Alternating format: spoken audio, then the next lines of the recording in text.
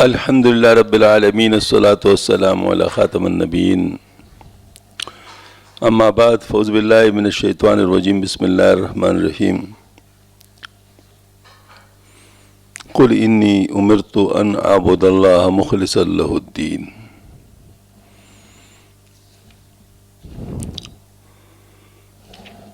وقال الله تعالى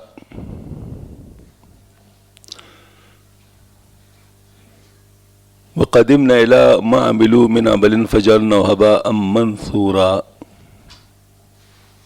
وقد قال الله تعالى ألا لله الدين الخالص وقال الله تعالى إنما المؤمنون الذين آمنوا بالله ورسوله ثم لم يرتابوا وجاهدوا بأموالهم وأنفسهم في سبيل الله أولئك هم الصادقون وقال رسول الله صلى الله عليه وسلم لمعاذ أخلص دينك يكفيك العمل القليل ونادى رجل يا رسول الله ما الإيمان قال الإخلاص وقال عليه الصلاة والسلام إنما الأعمال بالنيات وإنما لكل امرئ ما نوى وقال عليه الصلاة والسلام لأبي بكر وهو يلعن بعض رقيقه فقال لعانين وصديقين كلا ورب الكعبة فآتك أبو بكر يومئذ بعض رقيقه ثم جاء إلى النبي صلى الله عليه وسلم فقال لا أعود صدق الله العلي العظيم وصدق رسول النبی الکریم۔ معزز خواتین و حضرات،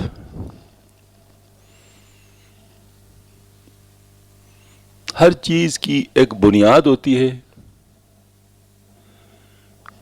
ایک اس کی نشو و نما ہوتی ہے اور ایک اس کی جان ہوتی ہے۔ ہر چیز کے اندر یہ تین چیزیں ہوتی ہیں۔ بنیاد کے بغیر کوئی چیز ایگزسٹ نہیں کر سکتا، نشو و نما کے بغیر وہ کوئی معنی نہیں رکھتا، اور جان جب تک اس میں نہ ہو تو کسی کام کا نہیں رہتا۔ اس وجہ سے ان تینوں کا اپنے اپنے طور پر خیال رکھنا بہت ضروری ہے۔ اس وجہ سے اگر ہم دیکھیں تو ایک تو ایمان ہے جس سے ابتدا ہوتی ہے، اس سے پہلے کچھ نہیں، جو کچھ تھا جو کچھ ہے وہ سارا ادھر کا ہے، وہاں کچھ نہیں۔ اس کو ایمان کہتے ہیں۔ اللہ تعالی ہم سب کا ایمان سلامت رکھے۔ بہت بڑی نعمت ہے، بہت بڑی دولت ہے، اللہ نے ہمیں مفت میں عطا فرمائی ہے، لیکن مفت کی وجہ سے نہ قدری نہ ہو اور کہیں اس کو کم نہ سمجھا جائے۔ آج کل اس کو کم سمجھنے کا بھی رجحان شروع ہو گیا ہے۔ اس کی وجہ یہ ہے کہ ایک ہے ایمان اور ایک ہے ایمانی صفات۔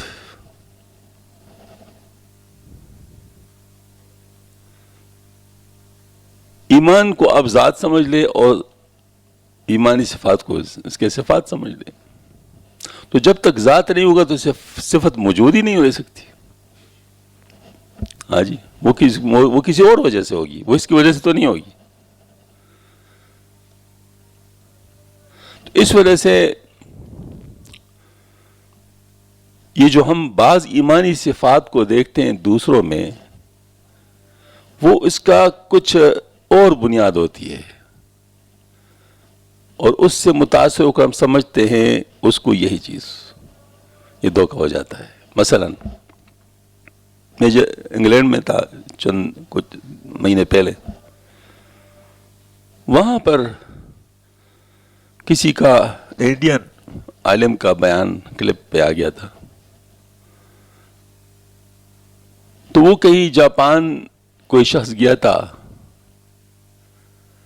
اور اس نے دیکھا کہ ایک ٹیکسی ڈرائیور جو ہے اس نے کچھ دیر کے بعد اپنا میٹر بند کر دیا، گاڑی کا. تو یہ چونکہ جاپانی زبان نہیں جانتا تھا لہذا اس کے ساتھ کوئی کنورسیشن نہیں کر سکے. کیوں کیا؟ لیکن حیران ہو گیا کہ ہوا کیا ہے. جب اپنی جگہ پہ پہنچ گئے تو اپنے دوست جو پہنچ گئے تھے تو انہوں نے ان سے پوچھا کہ یہ واقعہ ہوا ہے, ان سے پوچھے کہ کیوں کیا.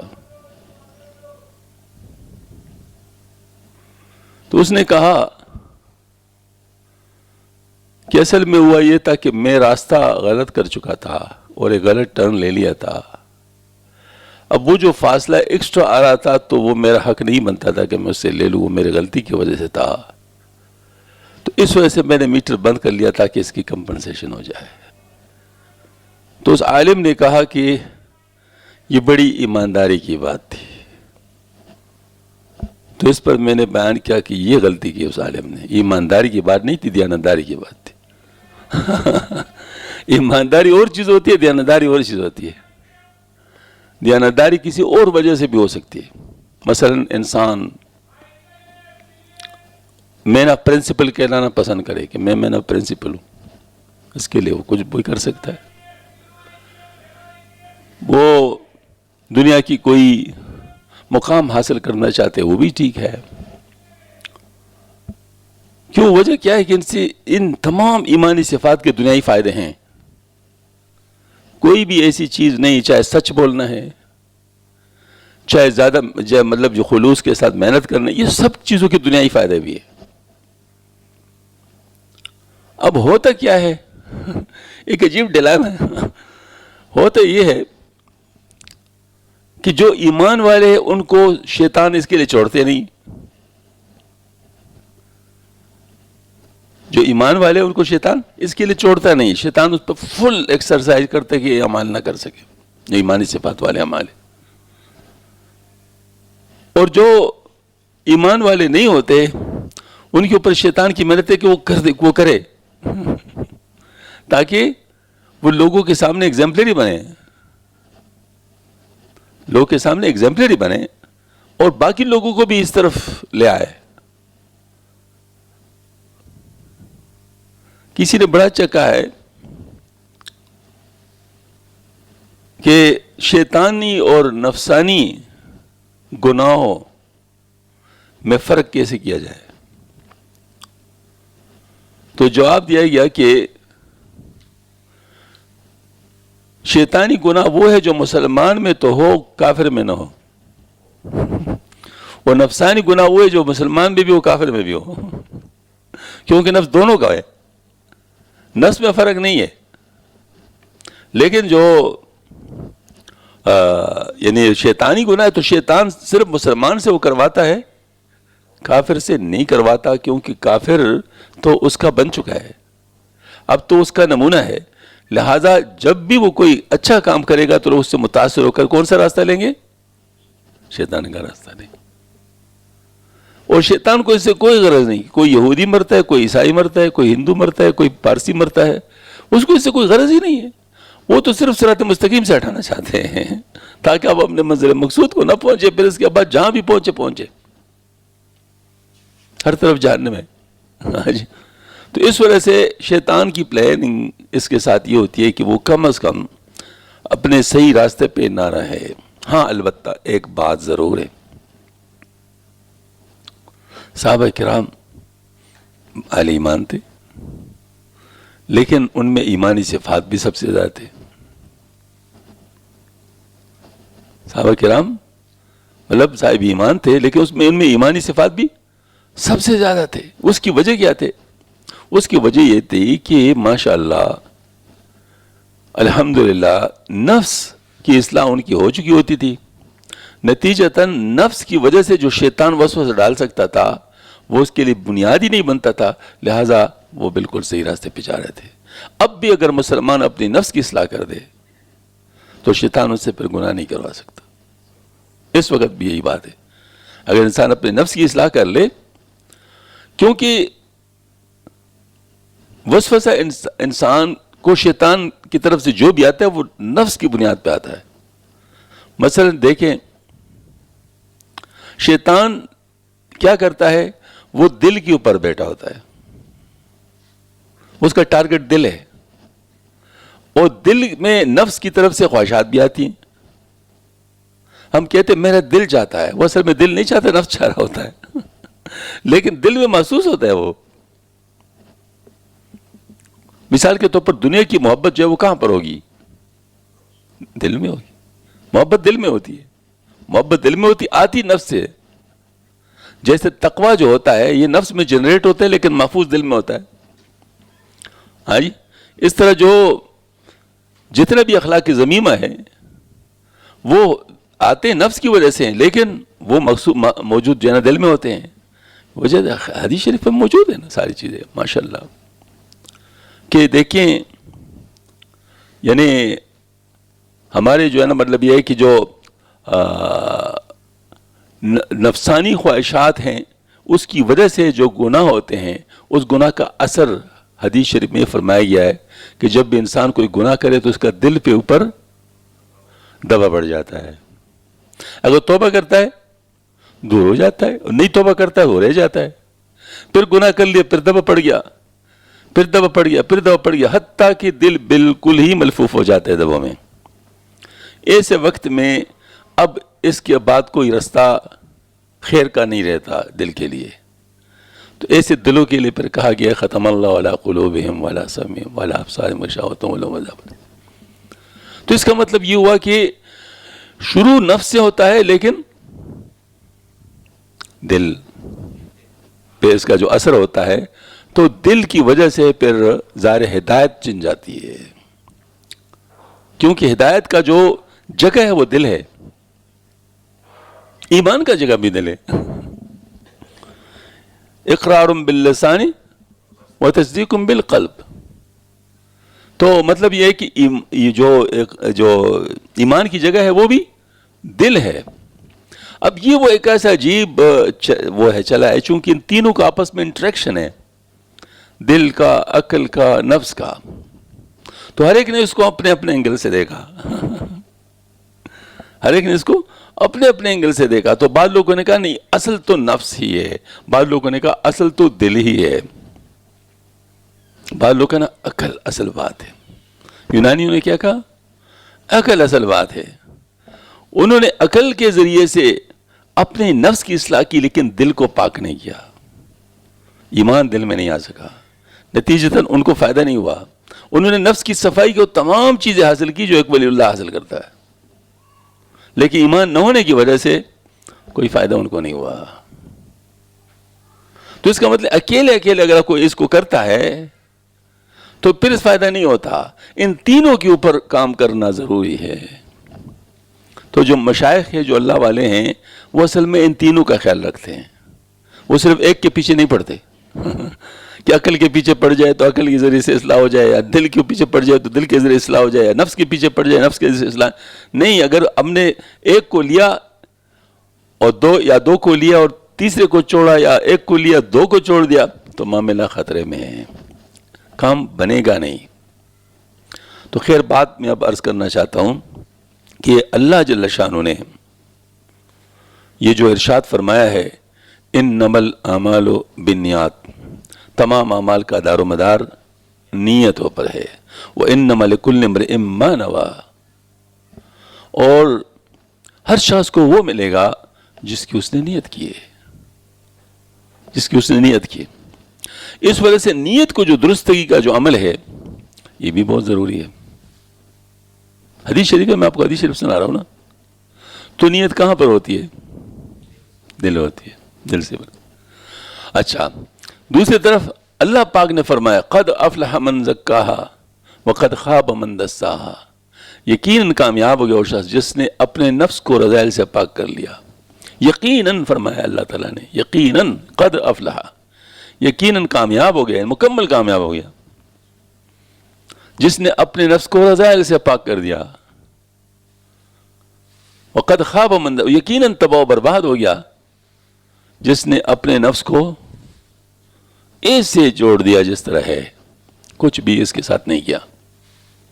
اب جب یہ بات بالکل سرٹینٹی کے ساتھ ہے، کمپلیٹ ہے، کوئی درمیان میں مسنگ نہیں رہتا.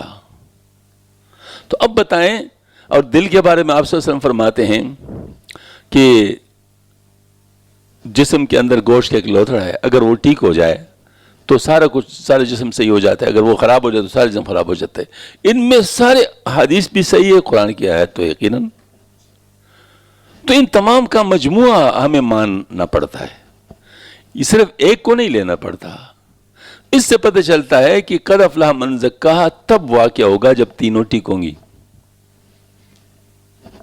صرف نفس علیحدہ ٹھیک نہیں ہو سکتا, صرف نفس علیحدہ ٹھیک نہیں ہو سکتا. اس کی وجہ یہ ہے کہ اگر دل ٹھیک نہیں ہے تو ایمان نہیں ہے,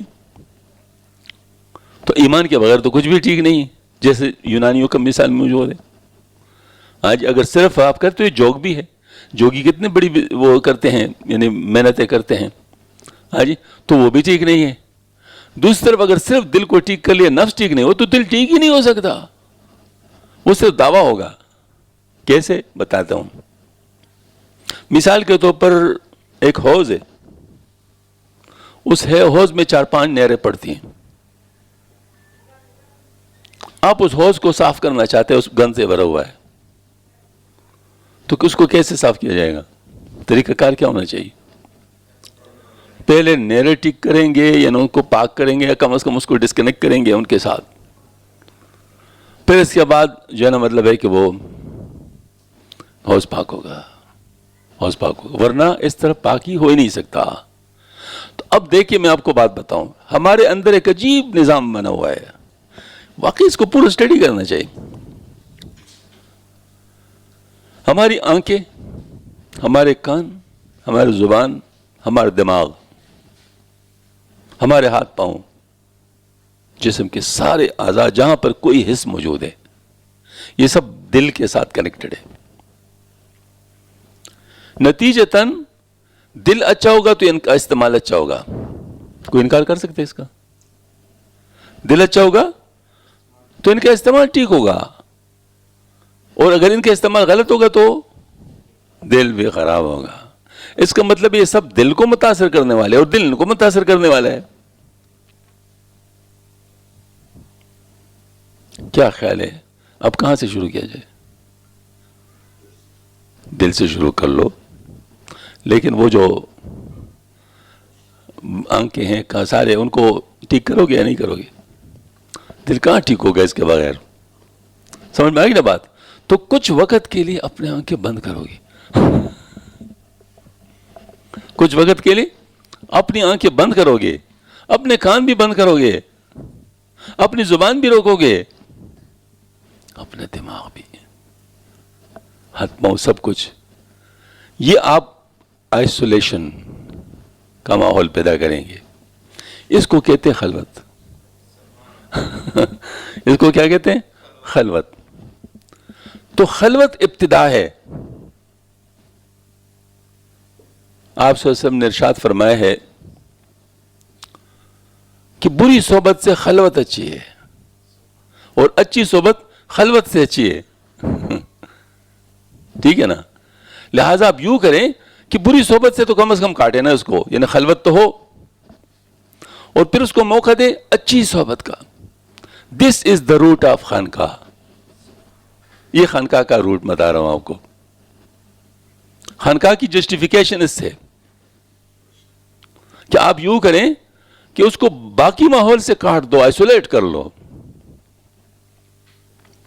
باقی ماحول کے ساتھ اس کو کوئی کنیکشن نہ ہو, اور خانقاہ کے اندر شیخ کے ساتھ موجود ہو. شیخ کی صحبت اس کے لیے خلوت سے اچھی ہے. شیخ کی صحبت اس کے لیے خلوت سے اچھی ہے, اور خلوت باقی ماحول سے اچھی ہے. تو یہ خانقاہ ہے نا. پھر آپ دیکھیں ذکر اللہ, ذکر کے بارے میں فرماتے ہیں نا کہ ذکر سے دل کی اصلاح ہوتی ہے, ذکر سے دل کی اصلاح ہوتی ہے. اب دل کے اوپر جو گند پڑا ہے, خلوت کے ذریعے سے روک دو. آپ نے آئندہ کے لیے مطلب اپنے اس کو ڈسکنیکٹ کر لیا گویا کہ, اور ساتھ ساتھ ذکر کے ذریعے سے جو آپ کو ٹائم ملا ہے اس میں دل کو صاف کرو, اس میں دل کو صاف کرو.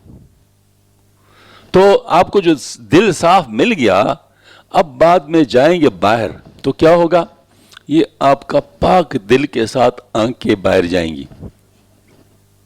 نتیجتاً آپ کی آنکھوں میں جو حیا خلوت سے آ چکی ہوگی وہ فوراً برائی کو ایکسیپٹ نہیں کرے گی، بلکہ آپ کو ظلمت کا احساس ہوگا اور اس سے بھاگیں گے.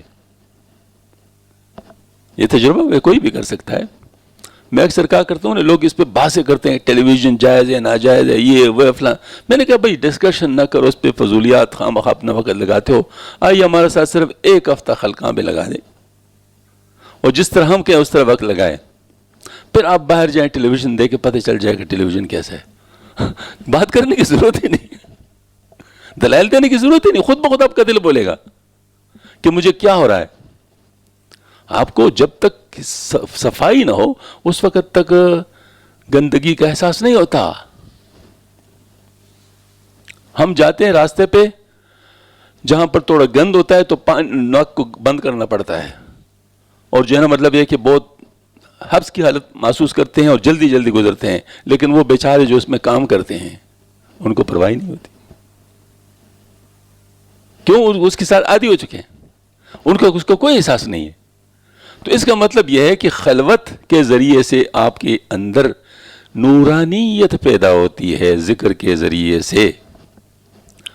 اس نورانیت کے ذریعے سے اب ظلمت کو پہچاننے کے قابل ہو جاتے ہیں. لیکن اب ایک اور بات ہے، یہ آپ کا دل ٹھیک ہو گیا ہے، نفس ابھی ٹھیک نہیں ہوا.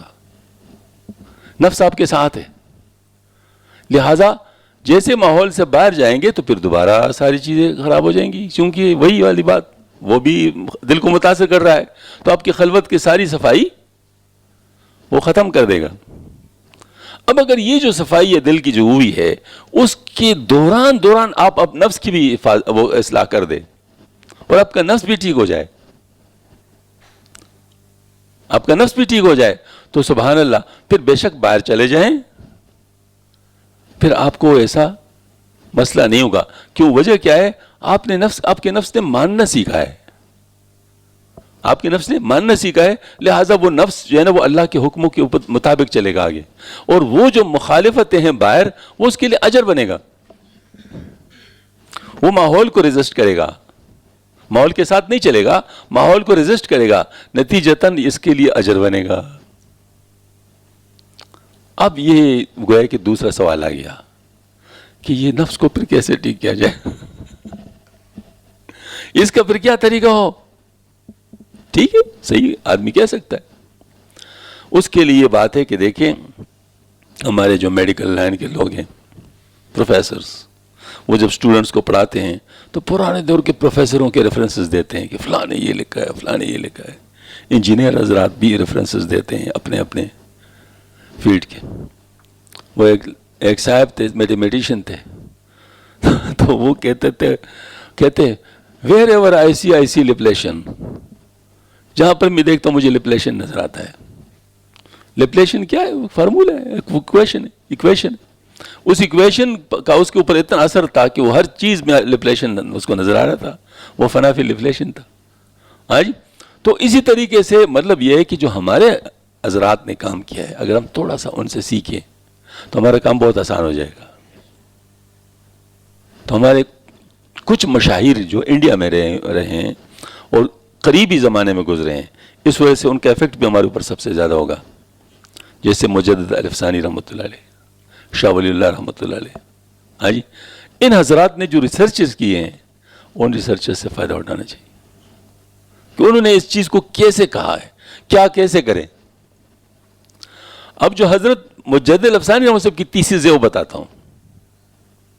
وہ یہ فرماتے ہیں نفس کی اصلاح تب ہوگی جب آپ سلوک طے کریں گے. سلوک طے کرنے کا مطلب یہ ہے کہ آپ 10 جو سلوک کے مقامات ہیں وہ تفصیل کے ساتھ طے کریں گے. 10 سلوک کے مقامات کون سے ہیں؟ فرمایا پہلا مقام توبہ ہے. پہلا مقام توبہ ہے. مقام توبہ کیا چیز ہے؟ مقام توبہ اصل میں جو غلطیاں ہوئی ہیں ان غلطیوں کو واش کرنے پہلے، یعنی جو گناہ ہو چکے ہیں اس پہ اللہ پاک سے معافی مانگنی ہے توبہ کے بارے میں فرماتے ہیں حدیث شریف ہے التوبہ ندم، توبہ کیا ہے؟ ندامت ہے. جو شخص واقعی نادم ہو گیا تو کیا وہ اس کام کو جب توبہ کرے گا تو کرتے رہے گا؟ سٹاپ کر لے گا، مطلب اس کو کم از کم آگے نہیں چلے گا. پھر وہ عارف ہو چکا ہوگا اس گناہ کا کہ وہ گناہ ہے اور اس سے نقصان ہوتا ہے، تو کیا وہ آئندہ بھی اس کو کرے گا؟ آئندہ نہ کرنے کا عزم کرے گا. تو 3 اسٹیشنز پورے ہو گئے اس 2 گناہ کے، یعنی وہ کیا توبہ کے. اب چوتھی بات ہے وہ ہے کنڈیشنل ہے. اور کنڈیشنل کیا ہے؟ اگر اس کے کوئی قضا ہے، جیسے نماز کی قضا ہوتی ہے، روزے کی ہوتی ہے، زکوٰۃ کی ہوتی ہے، تو ان کی قضا کرنی پڑتی ہے تاکہ وہ گزشتہ صاف ہو جائے. نمبر 1. نمبر 2، یہ تو اللہ کا حق ہے، اور ایسا ہے کہ کسی بندے کا حق آپ کے اوپر ہے، اس کو بھی صاف کرنا پڑتا ہے، تو اس کو وہ دینا پڑتا ہے یا اسے معاف کرنا پڑتا ہے. تو یہ چوتھی کنڈیشن، جو چوتھی بات ہے کنڈیشنل ہے. اگر ایسا ہو تو پھر کرنا پڑے گا. اب اس کو تفصیلی طور پر گویا کہ توبہ کرنا پڑے گا. تفصیلی سے مراد یہ ہے کہ تمام گناہوں سے توبہ کریں، اور پھر اس کے بعد آئندہ جتنے روز آتے ہیں تو اس کے نفس کی اصلاح تو ابھی پوری نہیں ہوئی نا، کیونکہ ایک ہی مقام پہ اب چل رہے ہیں نا فی الحال، تو لہٰذا بار بار گناہ ہو سکتا ہے. کبھی بے صبری کا گناہ ہوگا، کبھی جو ہے نا مطلب ہے کہ یعنی لالچ کا گناہ ہوگا، کبھی ہرس ہوگا، کبھی سستی ہوگی. یہ ساری چیزیں تو ہوں گی کیونکہ یہ مقامات تو ابھی تو نہیں ہوئے نا. تو لہٰذا بار بار توبہ کرتا رہے، بار بار توبہ کرتا رہے. جیسے گناہ ہو جائے فوراً توبہ کرے. تو یہ جو مقام توبہ ہے یہ اس طریقے سے ماشاءاللہ ایگزسٹ کرتا ہے. ایک بات. اس کے بعد مقام انابت ہے.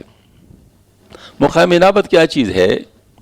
وہ یہ ہے کہ انسان نے گزشتہ تمام گناہوں سے تو توبہ کر لیا، اب آئندہ اس کو کیا کرنا ہے؟ کچھ نہ کرنا ہے اور کچھ کرنا ہے نا. تو جو نہ کرنا ہے اسے تو توبہ کر لیا اس نے. اب کرنے کی بات ہے نا، تو کرنے پہ رہے گا، کرنے پہ آئے گا نا. اب تو دیکھو نمازیں پڑھنی ہے، روزے رکھنے ہیں، زکوٰۃ دینی ہے، حج کرنا ہے اگر فرض ہے، اس طریقے سے معاملات درست کرنے ہیں، معاشرت اچھی کرنی ہے، یہ سب اس کی. تو اسٹارٹ انما الاعمال بالنیات، تمام اعمال کا دارومدار نیتوں پر ہے. تو نیت تو کرے گا کم از کم ان تمام چیزوں کا کہ میں نے اب شروع کرنی ہے. اور شروع کرنے کا جیسے توبہ کے ساتھ میں نے کہا التوبہ ندم، توبہ ندامت ہے، لیکن ندامت کے ساتھ ساتھ اس کی 3 سٹیپ خود بخود کنیکٹڈ ہے، مطلب وہ اس میں ہم اس کو جدا نہیں کر سکتے. تو اسی طریقے سے جب میں نے نیت کی تو نیت کے ساتھ عمل کنیکٹڈ ہے نا. نیت اگر عمل کے بغیر ہو تو اس کا مطلب پھر کیا ہے؟ وہ تو تمنا ہے، وہ تو نیت نہیں ہے. تمنا میں ارادے میں کچھ فرق ہوتا ہے یا نہیں ہوتا؟ ارادے کے ساتھ عمل ہوتا ہے، تمنا محض تمنا ہوتی ہے. ایک شخص کہتے ہیں مجھے اگر 5 کروڑ روپے مل جائے تو میں پورے ملک کے اندر 4 کروڑ خیرات کر دوں گا. یہ اس کی تمنا ہے. ارادہ میں تب کنورٹ ہوگا جو اس کے ساتھ 500 روپے اس میں 400 روپے دے دے، تو پتہ چل جائے گا کہ یہ واقعی اس کا ارادہ ہے. یہ جتنا اس کے پاس ہے کم از کم اس سے خرچ تو کر رہے ہیں نا. بات سمجھ میں آ رہی نا؟ جب تک وہ چیز ایگزسٹ نہیں کرتی تو اس کا وہ تو یوں سمجھ لیجئے کہ محض تمنا نہیں کر رہا ہے، لیکن جو چیز ایگزسٹ ہے اس میں ارادہ کر سکتا ہے. ٹھیک ہے نا؟ تو اب یہ والی بات میں عرض کرتا ہوں کہ ہمیں یعنی اب نیت کے ساتھ عمل کرنی ہے. تو اب عمل کے لیے اسباب ہوتے ہیں، عمل کے لیے اسباب ہوتے ہیں، اسباب کو اختیار کرنا پڑتا ہے. اب مثلا فجر کی نماز اس کی نہیں ہو رہی، وہ کسی سے پوچھتا ہے یار فجر کی نماز میری ضائع ہو رہی، میں کیا کروں؟ تو اس کو کہتے ہیں یار یا تو کسی کو بتاؤ کہ آپ کو اٹھائیں، جلدی سویا کرو. یہ اچھی بات ہے، مطلب آپ جلدی سو اٹھائے اور جایا کریں گے. اور یہ باتیں نہیں تو کم از کم کوئی ٹائم پیس وغیرہ الارم وغیرہ کا انتظام کر لو. اب جب اس نے الارم کو لگانا شروع کر لیا تو اس کا مطلب وہ عمل کے میدان پہ آنا شروع ہو گیا. اب الارم بجے تو اس الارم کی وجہ سے جاگ تو گیا لیکن اٹھا نہیں. تجربہ ہو گیا کہ یہ بھی کافی نہیں ہے. یہ بھی کافی نہیں، اب کیا کریں؟ تو کچھ حضرات سے سب رابطہ کیا، جی کیا بات ہے؟ کہتے یار الارم ضرور وہ لگایا کرو، لیکن اس کو اتنے فاصلے پہ رکھا کرو کہ اس کو آپ اپنے ہاتھ سے بند نہ کر سکے، اس کے لیے آپ کو اٹھ جانا پڑے۔ تو اگر وہ اس طرح کر لے اور باقی اٹھ جائے تو سمجھو کہ ماشاءاللہ پھر اس نے اپنے ارادے کو کمپلیٹ کرنے کی کوشش کر لی۔ نہیں ہوا پھر بھی تو پھر اس کو بتایا جائے گا بھائی کہ تھوڑا سا پانی وانی اپنے ساتھ رکھ لیا کرو، اور جیسے ہی آپ کا آنکھ کھل جائے تو اپنے تھوڑے سے پانی انگلیاں گیلی کر کے اپنے آنکھوں کے اوپر پپوٹوں کے اوپر ڈال لیا کرو تاکہ آپ کی نیند کھل جائے۔ یہ سب اسباب ہیں، اصل پیچھے ارادہ ہے۔ سمجھ میں آئی؟ اصل بات کیا ہے؟ ارادہ ہے۔ اس کے ارادے کے اندر قوت جتنی ہوگی وہ سارا مسئلہ اس کے ساتھ حل ہوگا، لیکن یہ سارے اسباب اس کے کیا ہے؟ ذرائع ہیں، وہ بغیر اس کے ہوتا نہیں ہے۔ ارادہ محض تھیوریٹیکل رہ جاتا ہے اگر اسباب کے بغیر ہو۔ ہاں جی، تو اس کا مطلب یہ ہے کہ ہمیں اسباب کو اختیار کرنا پڑیں گے۔ اب ہم نے نماز کو قائم کرنے کے لیے اسباب اختیار کر لیے، پھر چونکہ مقام نیابت کو طے کرنا ہے تو نماز کو اچھی طرح کرنا ہے، تو اچھی طرح کرنے کے لیے تکبیر اللہ سے پڑھیں۔ اب تکبیر اللہ کے لیے اہتمام کرنا ہے، کیسے کریں؟ بھئی میں تو راستے پہ ڈرائیو کرتا ہوں، مجھے کیا پتہ کہ کون سی مسجد میں کتنے بجے نماز ہوتی ہے، تکبیر اللہ تو بڑا مشکل ہوگا۔ نہیں، کچھ یار دوستوں سے معلومات کر لی، لوگوں نے کہا بھئی اجازت میں جتنے مسجد آتے ہیں ان کے بارے میں معلومات اپنے ساتھ رکھا کرو، معلوم کر لیا کرو کہ فلاں مسجد میں فلاں ٹائم اور فلاں مسجد میں فلاں ٹائم، تو اپنی ڈرائیونگ کو اس انداز میں کیلکولیٹ کر کے روانہ کر لینا کہ تاکہ آپ فلاں مسجد میں پہنچ سکے اور آپ اپنی نماز جماعت کے ساتھ کر سکے۔ ہاں جی، تو سبحان اللہ آپ کے ہی کام، یعنی گوئے کہ پریکٹیکلی مطلب ہونے کے قابل ہو جائے گا۔ ہاں جی، تو اس طریقے سے ماشاءاللہ نماز کا معاملہ ہے، پھر اس کے بعد روزوں کا معاملہ ہے، زکوٰۃ کا معاملہ ہے، اور حج فرض ہے تو اس کے بارے میں سوچنا ہے، اس کے بارے میں، کیونکہ حج تو خاص ایام میں ہوتا ہے، ہر وقت نہیں ہوتا، تو آپ اس کے لیے کچھ پلاننگ کرنا شروع کر لیتے ہیں، کچھ ترتیب بنانا شروع کر لیتے ہیں، تو وہ بھی اسی وقت جیسے مثال کسی نے اگر ترتیب بنانا شروع کر، پلاننگ کرنی شروع کر لی اور اس کے لیے جو اسباب اختیار کرنے شروع کر لیے، درمیان میں اگر یہ فوت ہو گیا تو حاجیوں میں اٹھایا جائے گا۔ اس کی وجہ یہ ہے کہ اس نے حج کا ارادہ کر لیا تھا، لیکن اگر اس نے ایسا نہیں کیا تو پھر تو وہ چیز نہیں ہوگی۔ اس طریقے سے اپنے معاملات کو درست کرنے کے لیے سب سے پہلے تو علم سیکھے گا، یعنی معاملات کا علم سیکھے گا کہ میں معاملات کو کیسے درست کر لوں۔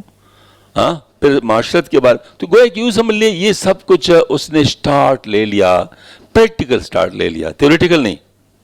تھیوریٹیکل تو ہر مسلمان نے پہلے سے لیا ہوا ہے، کوئی نئی بات نہیں ہے۔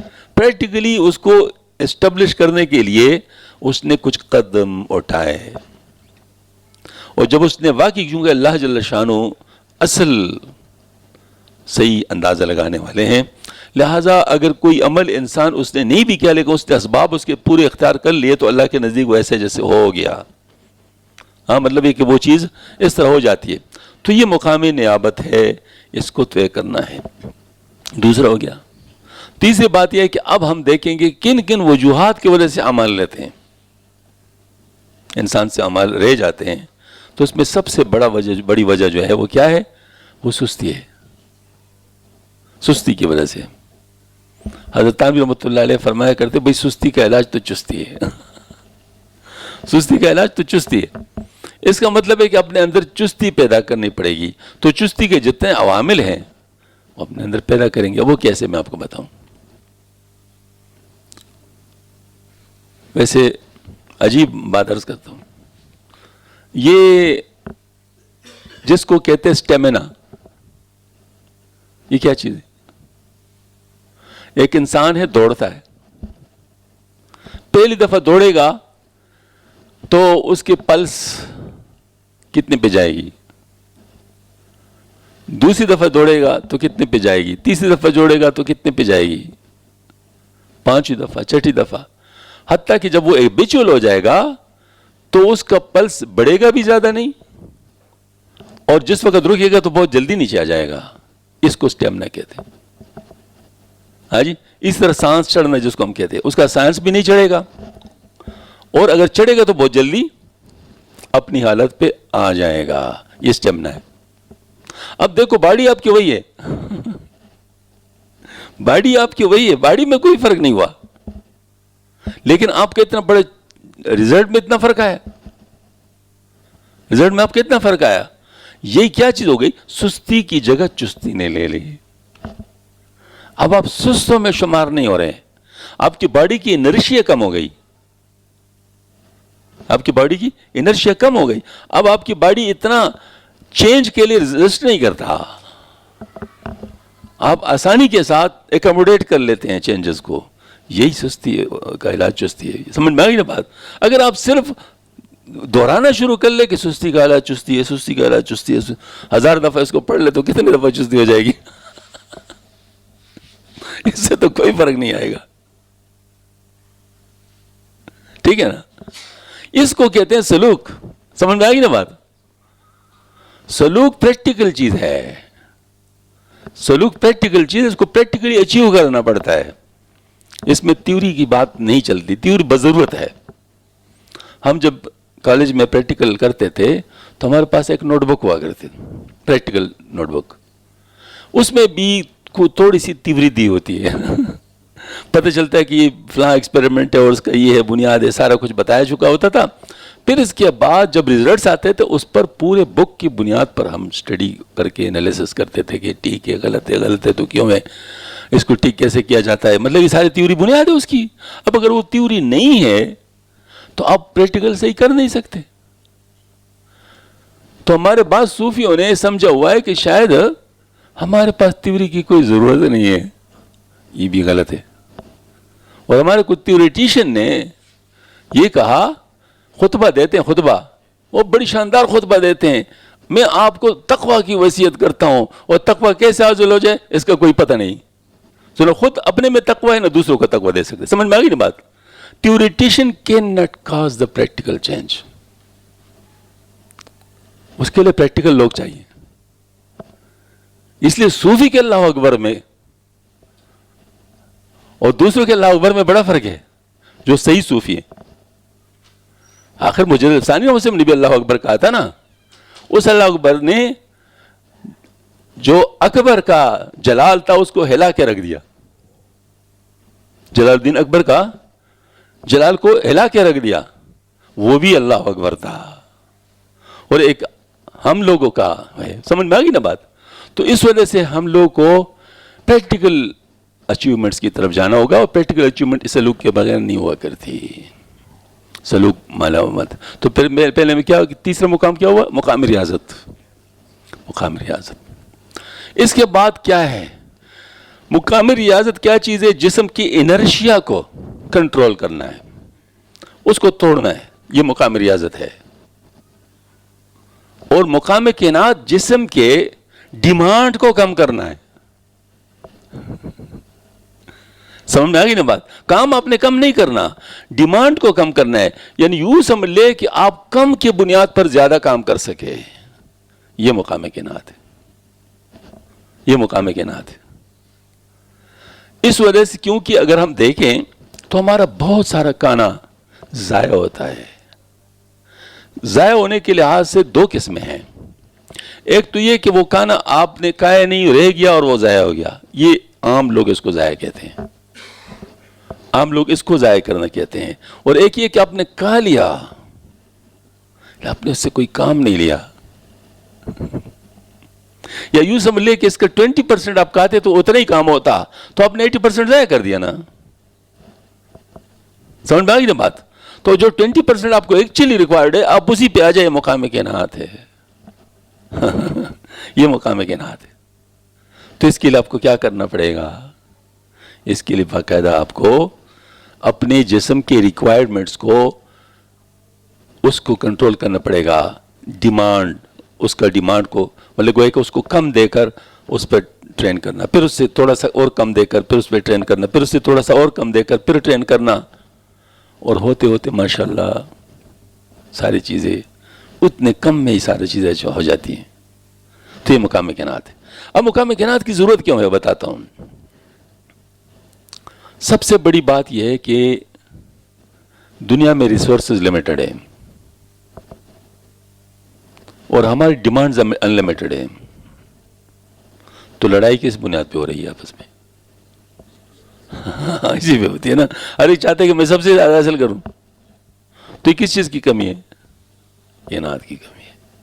حرص کا کوئی ڈومینڈ نہیں ہے, کوئی وہ نہیں ہے کہ وہ کتنا ہے, وہ اس کا اینڈ نہیں ہے. اس لیے اس کو ام الامراض کہتے ہیں. سارے امراض اس سے سٹارٹ ہوتے ہیں. مثلا حب جاہ ہے, یہ کیا چیز؟ جاہ کا ایکسس ہے. مطلب وہ میں بہت زیادہ اپنی عزت چاہتا ہوں, بہت زیادہ مال چاہتا ہوں, بہت زیادہ لذتوں کو فلفل کرنا چاہتا ہوں. یہ سب کیا چیز ہے؟ یہ حرص ہے. تو حرص کو کنٹرول کرنا ضروری ہے, کیونکہ اس کے بغیر ہمارے سفلی خواہشات ختم نہیں ہو سکتے. تو اس مقام کائنات کو اس کے لیے اچیو کیا جاتا ہے. ٹھیک ہے نا. یہ بھی پریکٹیکلی کرنا ہوگا, تھیوری کے مقام پہ تو نہیں ہو سکتا. ہاں جی. پھر اس کے بعد آتا ہے مقام تقویٰ. یعنی آپ نے اس کے لیے بنیادیں تو بنوا لی الحمدللہ, مقام قناعت حاصل کر کے مقام ریاضت حاصل کر لی, اپنے تقویٰ کی بنیاد بنا لی الحمدللہ. اب اس کو بھی اچیو کرنا ہے. کیسے؟ تقویٰ کس کو کہتے ہیں؟ تقویٰ اس کو کہتے ہیں کہ آپ نے آنکھوں کو کنٹرول کر لیا, آپ نے کانوں کو کنٹرول کر لیا, آپ نے زبان کو کنٹرول کر لیا, اپنے دماغ کو کنٹرول کر لیا. آپ کو پتہ ہے کہ میں فلاں جگہ پر آنکھ کھولوں گا تو میرے لیے بڑی مصیبت ہے, بڑا نقصان ہوگا, تو میں نے آنکھیں وہاں نہیں کھولنی, میں نے آنکھیں وہاں نہیں کھولنی. ایک دفعہ میں اس پر سوچنے لگا, بڑی عجیب بات کر رہا ہوں آپ سے جی اس وقت, عجیب بات ہے. آنکھوں کے اندر دو چیزیں ہوتی ہیں, ایک ہوتے کونز اور ایک ہوتے راڈز. تو کونز جو ہوتے ہیں یہ اصل میں سامنے ہوتے ہیں اور راڈز سائڈز میں ہوتے ہیں. کونز بھی ملینز ہوتے ہیں اور راڈز بھی.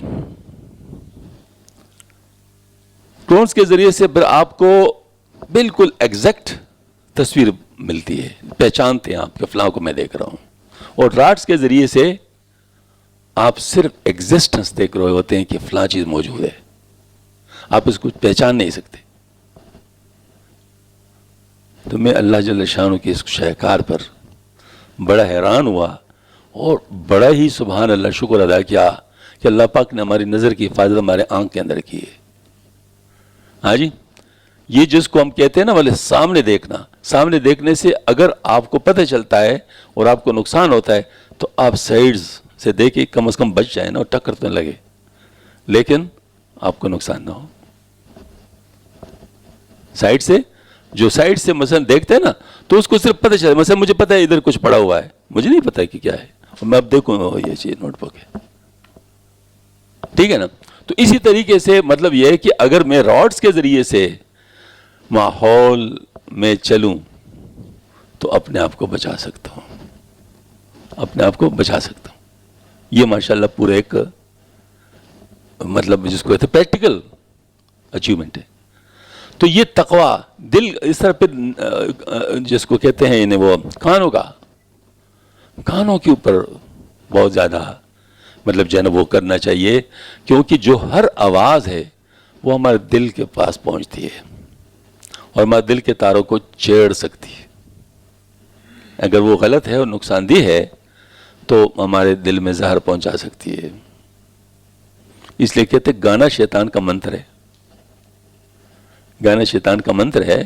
یعنی شیطان آپ کے اس گانے کے ذریعے سے آپ کے دل میں گھستا ہے اور آپ کے دل پر اثر کرتا ہے. ہاں جی. مزامیر, آپ صلی اللہ علیہ وسلم نے فرمایا میں مزامیر کو توڑنے کے لیے مبعوث ہوا ہوں, میوزیکل انسٹرومنٹس. ہاں جی. اب افسوس کی بات یہ ہے کہ اس دور کے اندر یہ تقویٰ کا معاملہ بہت گڑبڑ ہے.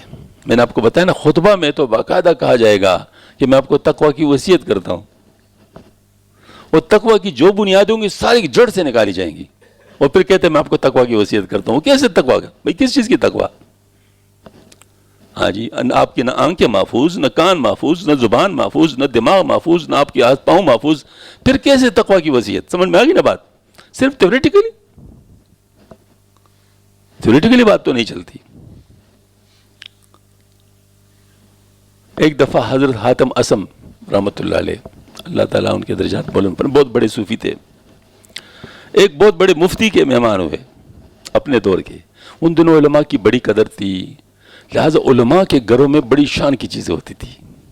اس وقت جو بڑے بڑے لینڈ لارڈس کے گھروں میں ہوتی ہے نا، وہ علماء کے گھروں میں ہوا کرتی تھی. اس وقت فانوس اور صوفے اور پردے اور پتہ نہیں کیا کیا چیزیں اس وقت کے لحاظ سے، تو بڑے شاندار ان کے بدلے ہوتے تھے. یہ اس دور کی بات بتا رہا ہوں. حاتم اسم رحمۃ اللہ علیہ بہت ہی زیادہ، چونکہ عملی حضرات میں سے تھے اور مفتی صاحب تھیوریٹیشین تھے اس وقت، تو گویا کہ یوں سمجھ لیں تھیوریٹیشین اور پریکٹیکل کا جس کو کہتے ہیں نا وہ اجتماع ہوا تھا. حضرت نے ان سے کہا کہ حضرت مفتی صاحب، ہم نے سنا ہے کہ علماء کے پاس جب موجود ہو تو ان سے کچھ سیکھنا چاہیے. میں نے کہا بالکل ٹھیک ہے، سیکھ سکتے ہیں، وہ ہونا چاہیے. میں بھی آپ سے کچھ سیکھنا چاہتا ہوں. نے کہا جی فرمائیے کیا؟ میں آپ سے وضو سیکھنا چاہتا ہوں. ٹھیک ہے جی بالکل، میں آپ کے سامنے وضو کرتا ہوں، ذرا مجھے اگر کوئی غلطی ہو تو مجھے بتا دیجیے گا، کوئی غلطی ہو تو مجھے بتا دیجیے. انہوں نے کہا بالکل ٹھیک ہے، آپ کریں وضو. وضو شروع کیا تو چوتھی دفعہ بھی چہرے کو پانی ڈالا. 3 دفعہ ہوتے ہیں نا، چوتھی دفعہ بھی پانی ڈالا تو مفتی صاحب نے روک دیا، حضرت رک جائیے. انہوں نے کہا کیوں؟ انہوں نے کہا آپ نے چوتھی دفعہ ڈالا. انہوں نے کہا کیا اب زیادہ صاف ہو جائے گا چہرہ؟ انہوں نے کہا نہیں، یہ اسراف ہے اور سنت کے خلاف ہے. تو بس حضرت کو نقطہ مل گیا. اب فانوس کو دیکھا یہ اسراف ہے، یہ سنت کے خلاف ہے. پھر صوفوں کو دیکھتے ہیں یہ اسراف ہے، یہ سنت کے خلاف ہے. پھر کبھی مطلب قالین کو دیکھتے ہیں یہ اسراف ہے، سنت کے خلاف ہے. بس ایک ایک چیز کو دیکھ رہے ہیں اور یہ ساتھ کہہ رہے ہیں یہ اسراف ہے اور سنت کے خلاف ہے. آخر مفتی صاحب بھی عالم تھے، سمجھ گئے. انہوں نے کہا حضرت میں سمجھ گیا، بس میں توبہ کرتا ہوں میں توبہ کرتا ہوں. یہی ہوتا ہے بات، پریکٹیکل اور تھیوری کی بات. سمجھ میں آ گئی نا بات؟ یہی بات داؤد طاہر رحمۃ اللہ علیہ کے ساتھ ہوا تھا، جو مامون رشید جو ان کے ساتھ گیا تھا. ہاں جی. تو یہ حضرات عملاً جو علم انہوں نے حاصل کیا تھا وہ عملاً اپلائی کیا تھا، تو ان کا رنگ کچھ اور تھا، اس کا رنگ کچھ اور. آج کل کے دور میں بھی جو آپ جانتے ہیں، اگر آپ اس کو مانتے ہیں اور آپ پریکٹیکلی ایکسرسائز کرتے ہیں، پھر آپ کی بات میں اثر آئے گا، پھر لوگ اس کو سمجھیں گے، لوگ اس پر عمل بھی کریں گے. اور اگر آپ یہ کریں گے، مجھے ایک دفعہ ایسا ہوا، یہ ایک کے پی کے کا ایک پشتو نیٹ ورک کا ٹی وی ہے، خیبر ٹی وی،